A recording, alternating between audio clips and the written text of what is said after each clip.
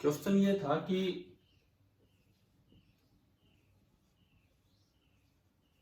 what will be the effect of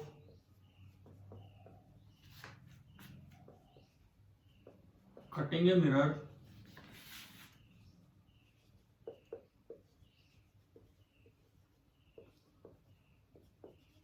on the object formed.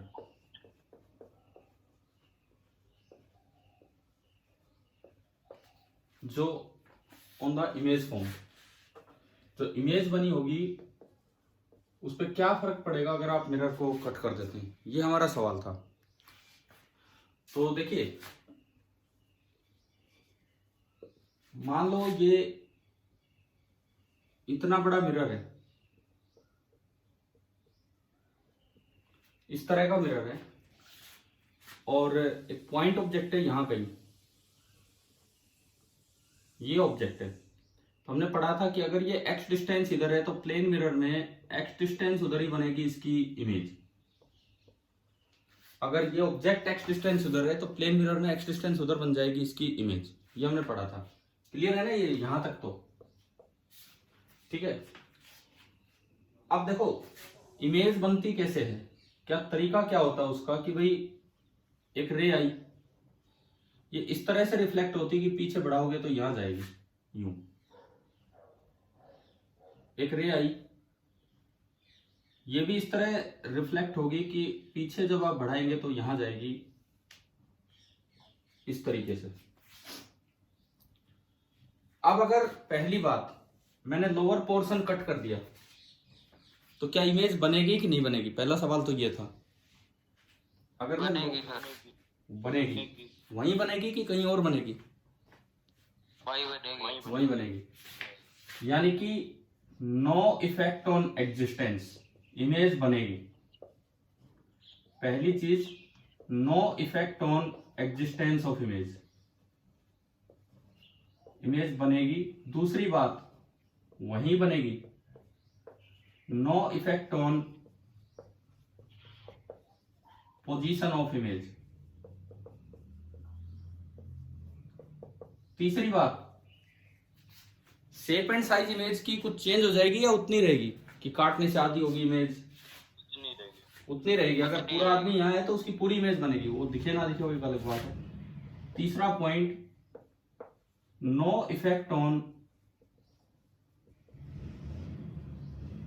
Shape and size of image. अगली चीज, field of view. Field of view कम होगा, ज्यादा होगा, या सेम रहेगा? कम होगा। बिकॉज फील्ड ऑफ व्यू कैसे बनाते हैं? इमेज से मिरर के दोनों पॉइंट्स को ज्वाइन करते हुए। बताया था ना शायद ये लास्ट टाइम कि फील्ड ऑफ व्यू कैसे बनाया जाता है। तो इमेज से जब आप दोनों पॉइंट्स को ज्वाइन करते हुए बनाओगे तो अगर कट कर दोगे तो फील्ड ऑफ व्यू ऊपर ऊपर रह जाएगा, नीचे रहेगा ही नहीं। इसका मतलब field of view decreases. Field of view decreases. अब बात आती है इंटेंसिटी की। इंटेंसिटी ऑफ इमेज, इस पे बताओ क्या फर्क पड़ेगा? हाँ जी बोलो। डिक्रीज। क्यों? कारण बताओ, कारण क्यों डिक्रीज होगी? कम रेज रिफ्लेक्ट होंगे ना। तो कम हो तो एक बात सुनो, मान लो ऑब्जर्वर यहां है, सपोज कीजिए ऑब्जर्वर ये है यहां पे। अगर मैं नीचे वाला पोर्शन कट कर दूं तो क्या उसके पास जाने वाली रे कम होगी है क्या? No sir. तो फिर बताओ उसके लिए कैसे डिक्रीज हुई इमेज की इंटेंसिटी? भाई एक्चुअल तो वहां रे जा ही नहीं रही, कोई कहे कि वहां मिलनी थी, वहां तो कुछ हो ही नहीं रहा, ये तो हमने जबरदस्ती बढ़ा के बनाया, उधर तो कुछ हुआ ही नहीं, कुछ भी नहीं हुआ। और जो कट करने से जो रे गायब हुई है वो तो इसके पास पहले भी नहीं आ रही थी। तो अब बताओ आप क्या होगा अगर मैं इतना पार्ट कट कर दूं, इसका हाफ पार्ट कट कर दूं तो क्या फर्क पड़ेगा? ये हाफ पार्ट कट करने से ये वाला पार्ट, ये ऑब्जर्वर है O1। बताइए O1 के लिए इंटेंसिटी ऑफ इमेज चेंज होगी कि नहीं होगी? No sir. Intensity of image तो अगर मैं यहां लिखूं तो सेम फॉर ओवन, ऑब्जर्वर 1 के लिए सेम रहेगी। अब मान लो एक ऑब्जर्वर यहां बना दिया हमने, ये है एक ऑब्जर्वर, इसके लिए बताओ ये O2 है, इसके लिए क्या होगा? O2 के लिए बताओ क्या होगा? सर उसको इमेज दिखेगी नहीं, क्योंकि उसका फील्ड ऑफ व्यू ही गायब हो गया इधर से। ये इमेज कट करते ही ऊपर ऊपर पोर्शन में ही दिखेगी, नीचे दिखेगी नहीं। तो O2 के लिए नील फॉर O2, O2 को तो नजर ही नहीं आनी है। क्लियर हो रहा है ना ये? ठीक है। Yes sir. अब मैं एक तीसरा ऑब्जर्वर बनाऊं, थर्ड ऑब्जर्वर, सपोज ये है O3, इसके लिए बताओ क्या होगा? डिक्रीज। क्यों डिक्रीज हो जाएगी? क्योंकि इसके पास तो ऊपर वाली रेज भी पहुंच रही होंगी और नीचे वाली रेज भी। अब नीचे वाला पोर्शन कट कर दिया तो नीचे वाली रेज गायब होगी, तो इसका मतलब intensity of image decreases for O3। ये यूं रटना नहीं है कि इंटेंसिटी कम हो जाती है मिरर कट करने से। अक्सर ऐसा बुक्स में लिखा मिल जाता है, हो सकता है आपने भी कहीं पढ़ा हो। क्या इन 4 दिनों में कहीं ये चीज पढ़ी है कि नहीं पढ़ी है बताओ? क्या 4 दिनों में किसी बुक में या कुछ इस तरह का पॉइंट मिला है क्या कि इंटेंसिटी कम हो जाती है कट करने से? Yes sir. लेकिन इंटेंसिटी ऑब्जर्वर पे डिपेंड करेगी। अच्छा, वो कम कब हो जाती, किस सेंस में लिखते हैं? जब रियल इमेज हो, वो अभी सिखाऊंगा मैं आपको इसी में।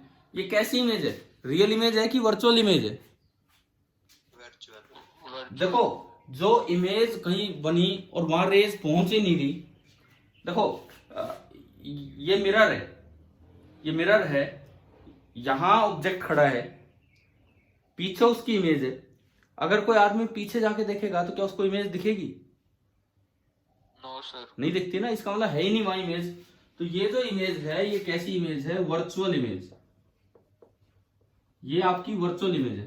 तो वर्चुअल इमेज के केस में इंटेंसिटी ऑफ इमेज कम होगी, सेम रहेगी या बिल्कुल गायब हो जाएगी, ये डिपेंड करता है कि ऑब्जर्वर की पोजीशन क्या है। ऐसे डायरेक्ट नहीं देना है कि इंटेंसिटी डिक्रीज होगी।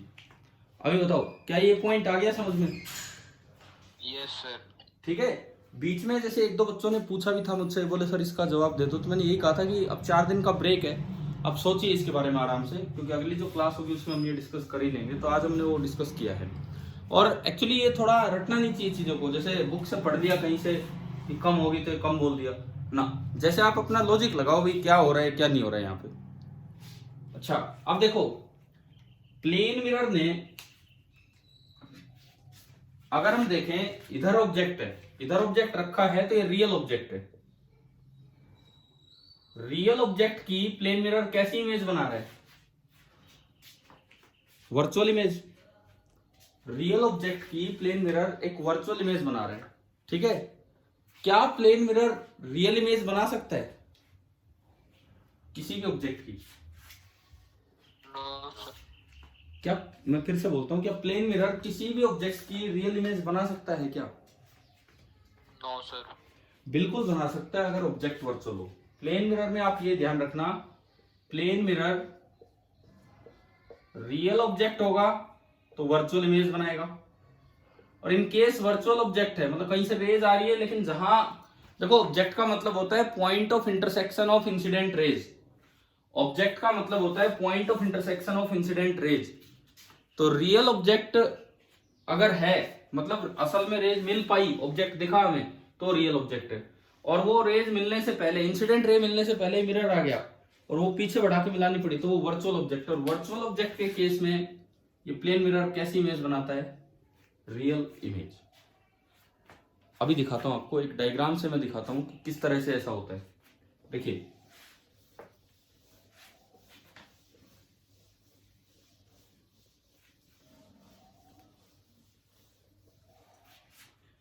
मान लो ये कोई मिरर है और कहीं से इंसिडेंट रेज इस तरीके से आ रही थी कि ये इंसिडेंट रेज है। अब point of intersection of incident raise होता है ऑब्जेक्ट। क्या ये पीछे मिली है कहीं? क्या ये दो रे पीछे मिल रही हैं इधर, मतलब इस साइड? No sir. नहीं मिली। तो आपको इनको बढ़ा के ना आगे बढ़ा के दिखाना होगा कि भाई ये रेज यहां मिली, तो ये एक ऑब्जेक्ट होगा और दरअसल ये रियल ऑब्जेक्ट नहीं। ये कैसा ऑब्जेक्ट होगा? Virtual object. अगर वर्चुअल ऑब्जेक्ट एक्स डिस्टेंस उधर है तो जो इसकी इमेज बनेगी वो एक्स डिस्टेंस इधर बन जाएगी। कैसे बनेगी? ये वाली रे रिफ्लेक्ट होके यूं आएगी एंड ये वाली रे रिफ्लेक्ट होके यूं आएगी। ये इमेज बनी। और ये कैसी इमेज है? अब यहां पे असल में रेज मिल रही है, तो ये कैसी इमेज है? Real image. यानी कि प्लेन मिरर वर्चुअल ऑब्जेक्ट की बना देता है रियल इमेज और रियल ऑब्जेक्ट की बना देता है वर्चुअल इमेज। क्लियर? यहां तक आया क्या समझ में? बताओ। ठीक है। Yes sir. अब देखो, अब फिर से बात कट करने वाली बात और इस तरह की चीजों पे हम चलेंगे। ये इमेज की रेज आगे बढ़ गई, ये इमेज की रेज आगे बढ़ गई है इस तरीके से। अब मान लो फिर से पूछा जाए कि ये इमेज पे कोई फर्क पड़ेगा इंटेंसिटी पे अगर मिरर को कट कर दिया जाए तो किस बात पे डिपेंड करेगी ये? क्या इस इमेज की इंटेंसिटी पे कोई फर्क पड़ेगा अगर मिरर को कट कर दिया जाए तो, आधा कट कर दिया जाए तो? देखिए अब इधर सुने, real image can be obtained on screen. अगर यहां स्क्रीन लगा दी जाए तो वो इमेज दिखेगी हमें। सीधी स्क्रीन लगा दो तो आपको इमेज नजर आ। स्क्रीन मतलब कोई भी दीवार, कुछ भी, या कोई भी बोर्ड इस तरह से। अब आपसे पूछा जाए अगर स्क्रीन नहीं है तो क्या इमेज बन रही है कि नहीं है?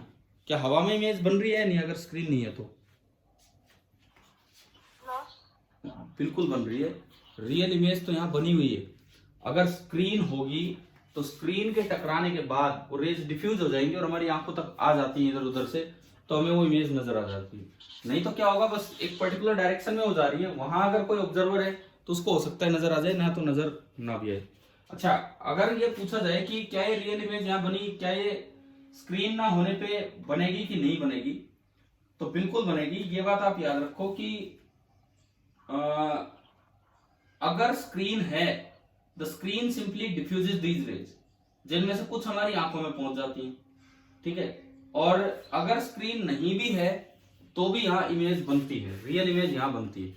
अब देखो, मान लो यहां स्क्रीन है, सपोज कीजिए यहां पे स्क्रीन है और उस स्क्रीन पे आप रेज देख रहे हो, स्क्रीन पे आप इमेज देख रहे हो और फिर वो आपको नजर आ रही है।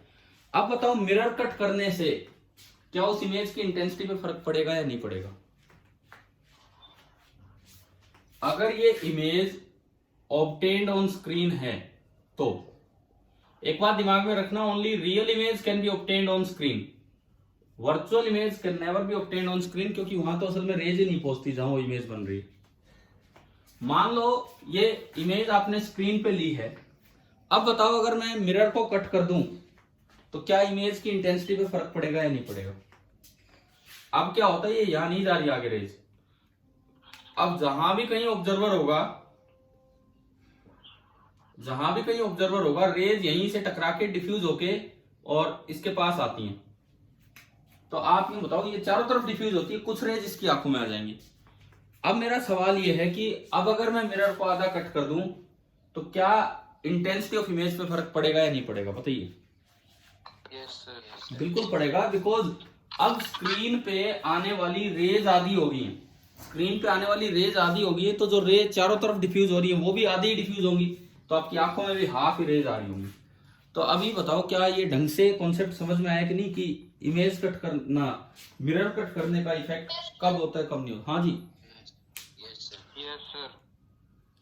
कोई पूछ रहा है क्या कुछ? चलो ठीक है। मतलब ये कि अगर वर्चुअल इमेज बनी है जो स्क्रीन पे नहीं आनी है, तो उसमें तो इंटेंसिटी में फर्क पड़ेगा नहीं पड़ेगा, वो किस पे डिपेंड करेगा, ऑब्जर्वर की पोजीशन पे। अगर रियल इमेज बनी है तो हम ये, अगर क्वेश्चन में नहीं दिया तो हम अपने आप ये एज्यूम करके चलते हैं कि वो स्क्रीन पे बनी होगी। और अगर स्क्रीन पे बनती है और फिर आप मिरर का पार्ट कट करते हो तो जो इंटेंसिटी ऑफ इमेज हमें नजर आएगी वो आधी नजर आएगी, क्योंकि आधी रे हमारी आंखों तक पहुंच पाएंगी। क्लियर है? और अगर स्क्रीन पे ना ली, मान लो वैसे ही आपको कहीं रियल इमेज दिखा रखी है, स्क्रीन पे नहीं है, तो यार फिर वो सेम केस है, आपके पास पहुंचने वाली रेज कम हुई तो इंटेंसिटी कम हो जाएगी, अगर आपके पास पहुंचने वाली रेज पे कोई फर्क नहीं पड़ा तो इंटेंसिटी सेम रहेगी। यानी कि आप एक चीज याद रखो, अगर इमेज स्क्रीन पे ली जा रही है, जैसा कि अगर रियल इमेज होगी, नहीं भी दिया हो क्वेश्चन में, तो हम एज्यूम करेंगे कि वो स्क्रीन पे ही है। तो अगर इमेज स्क्रीन पे ली जा रही है तो मिरर कट करने से इंटेंसिटी ऑफ इमेज कम हो जाएगी। लेकिन अगर इमेज डायरेक्ट देखी जा रही है विदाउट स्क्रीन, तो फिर इंटेंसिटी ऑफ इमेज पे फर्क पड़ेगा या नहीं पड़ेगा, ये डिपेंड करेगा कि ऑब्जर्वर की पोजीशन क्या है। अभी बताइए, क्या ये सवाल समझ में आ गया है कि नहीं पूरा? Yes sir. ठीक है। और एक सवाल इसमें यही है कि अगर मैं स्क्रीन हटा दूं तो क्या रियल इमेज यहाँ बन रही है कि नहीं बन रही, इसका जवाब दो। बता चुका मैं वैसे। बन रही है। नो सर फिर बोल रहे हो। मैं कह रहा हूँ इमेज तो तब भी बन रही है, लेकिन तब आपको नजर वो तभी आएगी जब आपकी आंखों पर रेज आए, या फिर कोई लेजर शो के दौरान ही नजर आ जाती है, और नहीं तो स्क्रीन होगी तो आपको हर साइड से नजर आ जाएगी। ठीक है, क्लियर है ना ये चीज? Yes sir. अब आप ये बताओ, एक सवाल ये, पेज ऑफ ए बुक, ये भी एक प्लेन है, बुक का पेज भी एक प्लेन मिरर की तरह होता है, फिर भी उसमें आपको अपनी इमेज नजर क्यों नहीं आती? थोड़ा सा हमने शायद जिक्र किया हो पिछली क्लास में, बताइए।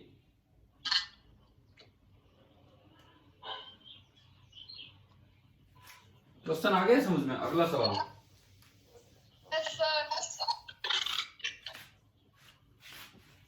सवाल ये है, पेज ऑफ अ बुक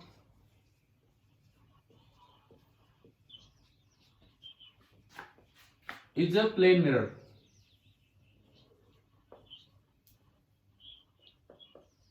एक बुक का पेज एक प्लेन मिरर की तरह होता है। We cannot see our image. irregular and diffuse refraction. Why? ये है आपका सवाल,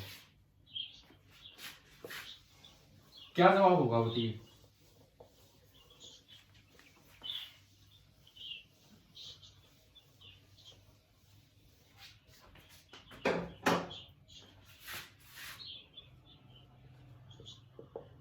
ये एक मिरर है,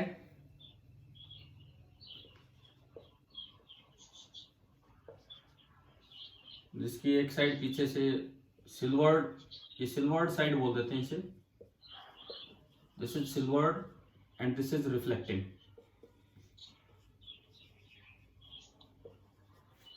और ये एक पेज है, पेज ऑफ अ बुक।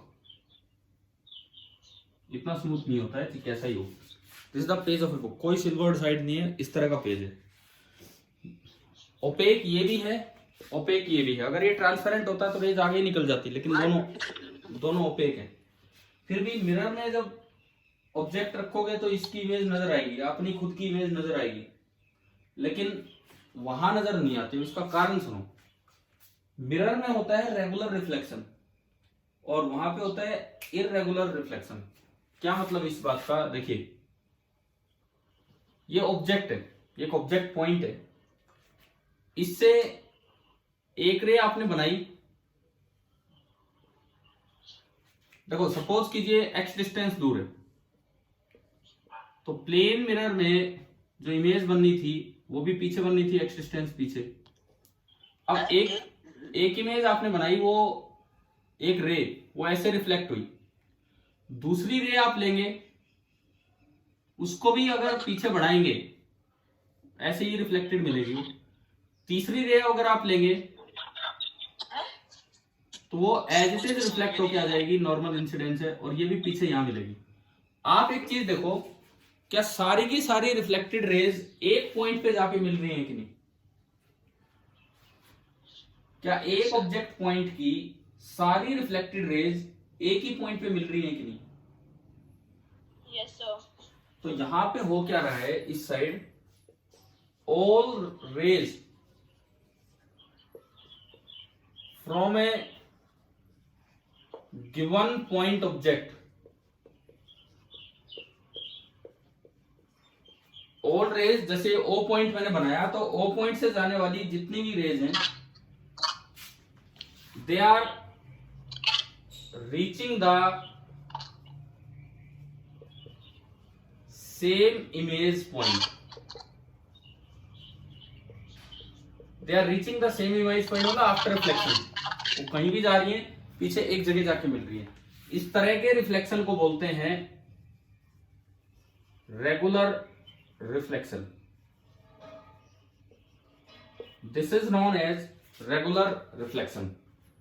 अब वहां पे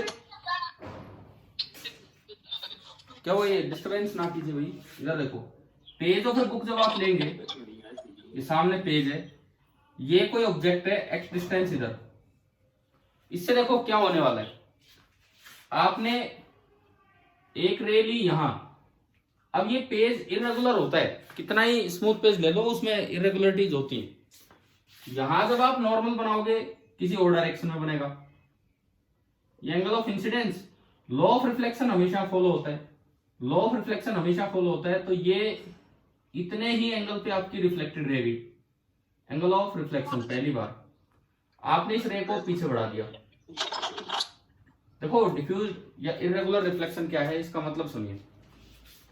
दूसरी रे आपने ये ली, ये 12th का क्यों पढ़ा रहे हो? सपोज सेकंड रे आपने ये ली, यहां फिर से एक नॉर्मल डाला, हो सकता है यहां नॉर्मल किसी इस डायरेक्शन में बन गया हो, वो तो सरफेस पे डिपेंड करेगा, सरफेस के परपेंडिकुलर। ये एंगल आई तो ये जो रे है ये इतने ही एंगल पे रिफ्लेक्ट होगी, और ये एंगल हो गया आर।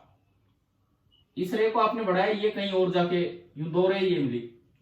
अब थर्ड रे आप लेते हो, थर्ड रे ये सीधी डाली, और सपोज कीजिए यही नॉर्मल है तो एज इट इज रिफ्लेक्ट हो जाएगी। इसको आप पीछे बढ़ाते हो तो ये रे कहीं और मिल रही है। आप बताओ क्या तीनों रेज एक जगह मिली है क्या? क्या तीनों रिफ्लेक्टेड रेज एक सिंगल इमेज पॉइंट पे मिली है कि नहीं मिली है? बताएं। नहीं मिली है। यहां पे क्या होगा, ऑल द रेज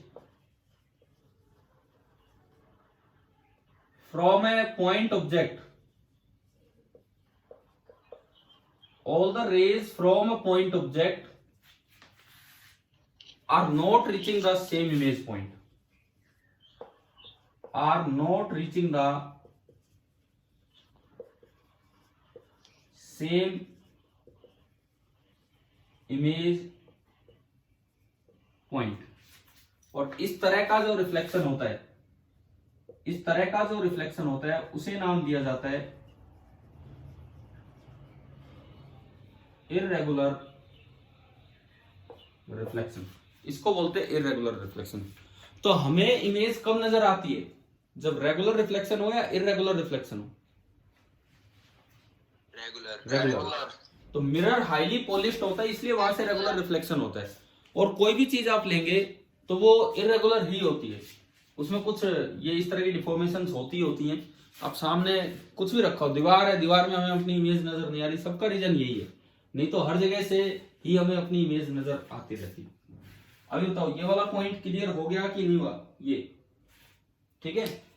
अब आप ये बताओ, अगर इरेगुलर सरफेस है तो क्या वहां लॉ ऑफ रिफ्लेक्शन वैलिड होता है कि नहीं इरेगुलर सरफेस पे?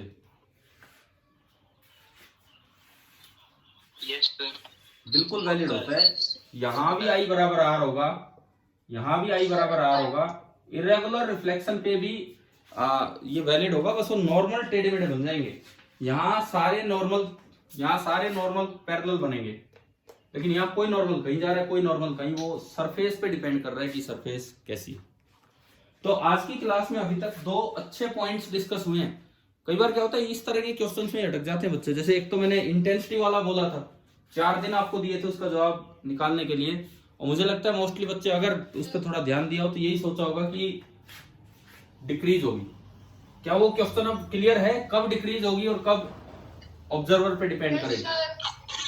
Yes, sir. अगर स्क्रीन पे इमेज ले रहे हो तो मिरर कट करने से इमेज की इंटेंसिटी डिक्रीज हो जाएगी, और अगर स्क्रीन पे नहीं ले पा रहे हो, जैसे कि वर्चुअल इमेज है या कुछ और केस है, तो ऑब्जर्वर की पोजीशन पे डिपेंड करेगी कि इंटेंसिटी में कोई फर्क पड़ा कि नहीं पड़ा। देखो, दो टर्म्स होती है।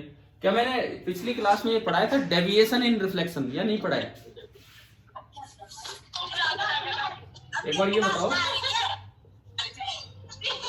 क्या ये टर्म पिछले लेक्चर में आई थी कि नहीं? क्लास में आ रही थी। डेविएशन इन रिफ्लेक्शन।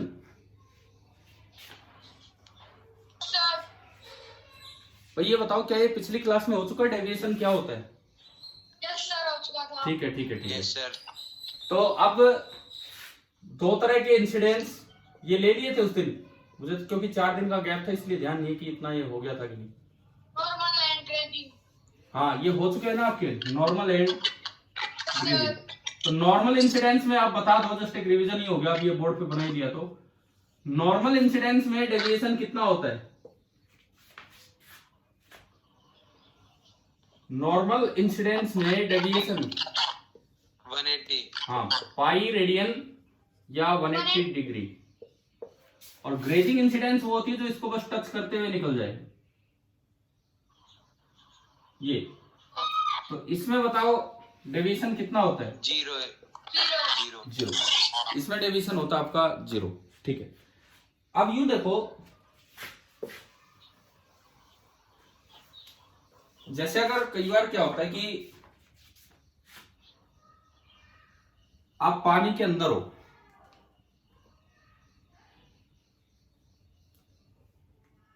और आपको बाहर की कोई इमेज नजर आनी है, देखनी है, मतलब आपको बाहर की चीज,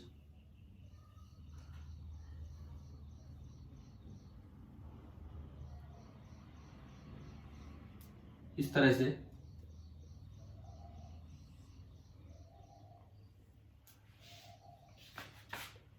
ये जहाज है, जो भी है, पनडुब्बी है, और आप यहां पे खड़े हो, ठीक है, ये पानी है बाकी, इस तरह से, और आपको बाहर का कोई ऑब्जेक्ट देखना है। यहां कोई ऑब्जेक्ट है, यहां आप अंदर से और सीधा बाहर का ही देखना चाहते हैं, तो बताओ प्लेन मिरर का यूज करके इसको कैसे देखा जा सकता है? प्लेन मिरर का यूज करके, क्योंकि ऐसे तो raise travel in straight line, तो यूं तो है नहीं कि हमें बेंड होके अपने आप नजर आ जाएंगी। प्लेन मिरर का यूज करके इसको कैसे देखा जा सकता है? तरीका सुने।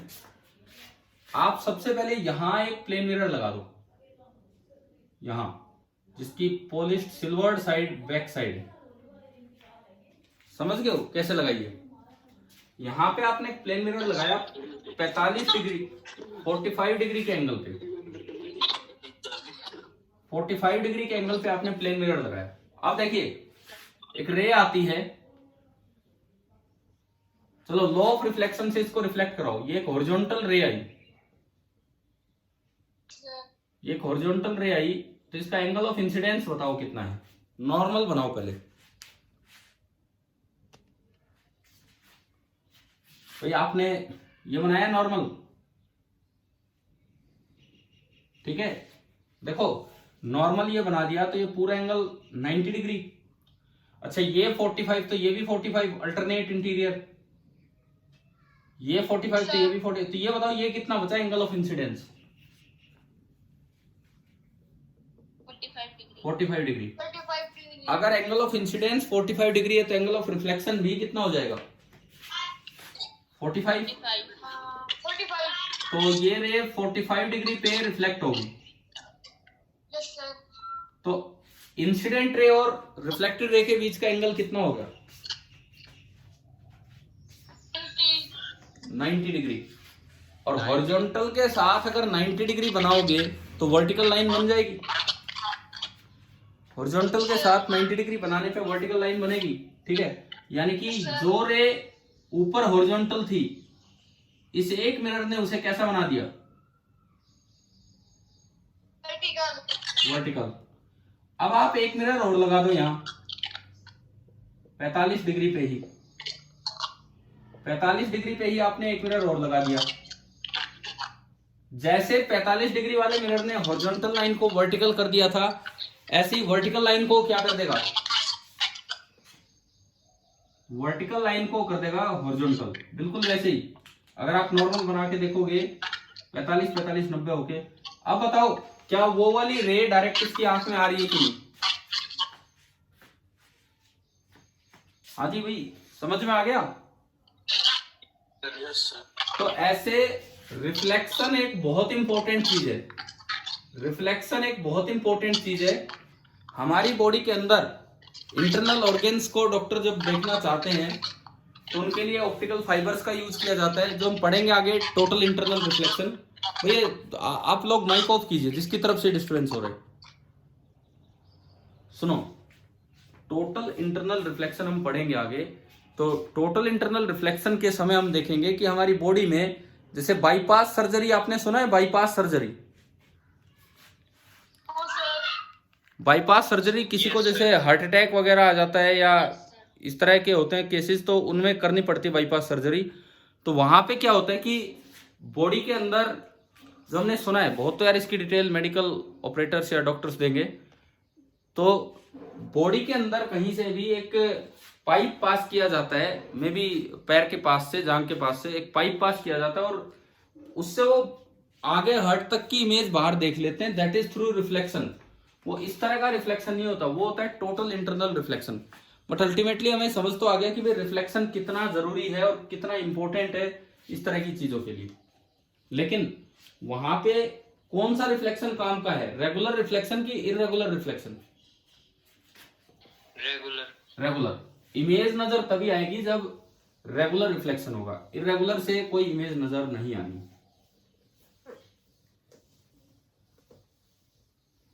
अब प्लेन मिरर की हम बात कर रहे थे। अगला सवाल,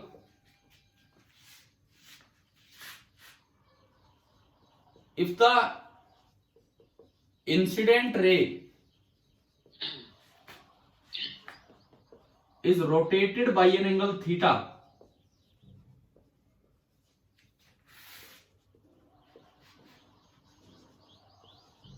हम प्लेन मिरर के केस में क्वेश्चंस ले रहे हैं। If the incident ray is rotated bye an angle theta, what will be the effect on the reflected ray?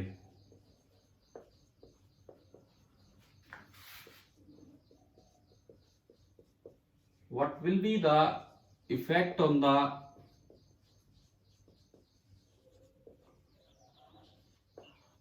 Reflected ray? आपका 4 दिन से ब्रेक चल रहा था ना शायद, या हो रही थी क्लासेस? ब्रेक था। ठीक है, चलो फिर अब जुलाई आ गया, ढंग से अपना स्टार्ट कीजिए दोबारा। If the incident ray is rotated bye an angle theta, what will be the effect on the reflected ray? जैसे मान लो ये एक प्लेन मिरर है, ये किसी जगह पे नॉर्मल है, और ये कोई रे इंसिडेंट की गई थी इस तरह से, और एंगल ऑफ इंसिडेंस था आई। तो लॉ ऑफ रिफ्लेक्शन कहता है कि एंगल ऑफ रिफ्लेक्शन भी, ये दोनों बराबर होंगे।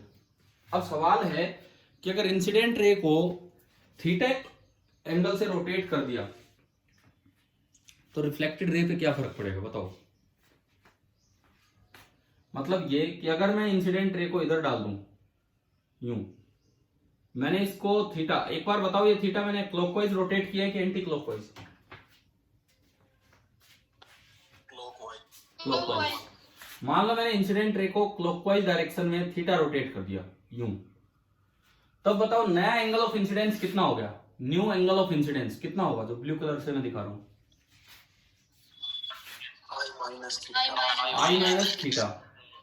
लेट आई बराबर आर बराबर फाइव। आई और आर दोनों को मैंने फाइव बोल दिया, तो जो नया एंगल ऑफ इंसिडेंस होगा that will be five minus theta. आया समझ में? Yes sir. तो नया एंगल ऑफ रिफ्लेक्शन भी कम हो जाएगा थीटा, फाइव माइनस थीटा, वो होगा लॉ ऑफ रिफ्लेक्शन से। तो जो रे है वो इधर निकल के जाएगी और ये एंगल भी हो जाएगा फाई माइनस थीटा। पहले ये पूरा एंगल फाई था और अब ये फाई माइनस थीटा है। तो बताओ रिफ्लेक्टेड रे कितना घूमगी? कितना कितना एंटी क्लॉकवाइज डायरेक्शन। कितना घूमी? ये पूरा फाई था, ये फाई माइनस थीटा, तो ये थीटा घूमगी एंटी क्लॉकवाइज डायरेक्शन में।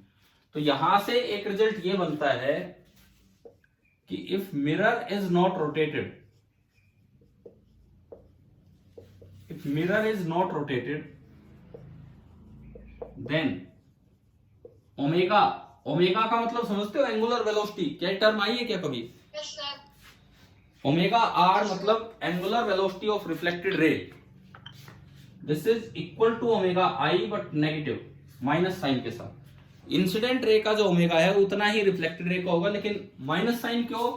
ये रे कौन सी डायरेक्शन में घूमी है? Opposite direction. हाँ, क्लॉकवाइज और ये एंटी क्लॉकवाइज। तो अगर ये यूं घुमाई है तो ये यूं घूमेगी। तो इसलिए एंगुलर वेलोसिटीज ऑफ रिफ्लेक्टेड रे एंड इंसिडेंट रे के बीच में ये रिलेशन आ गया, अगर मिरर फिक्स है तो। अगर मिरर को नहीं घुमाए तो। बताओ ये वाला पॉइंट आया समझ में? Yes sir. ठीक है, अब आखिरी पॉइंट, क्योंकि लास्ट 1.5 मिनट बचे हैं। आखिरी point, if the incident ray की बजाय if the mirror is rotated by an angle theta, what will be the effect on the incident, on the reflected ray? Keeping the same incident ray. Incident ray आपने change नहीं की है।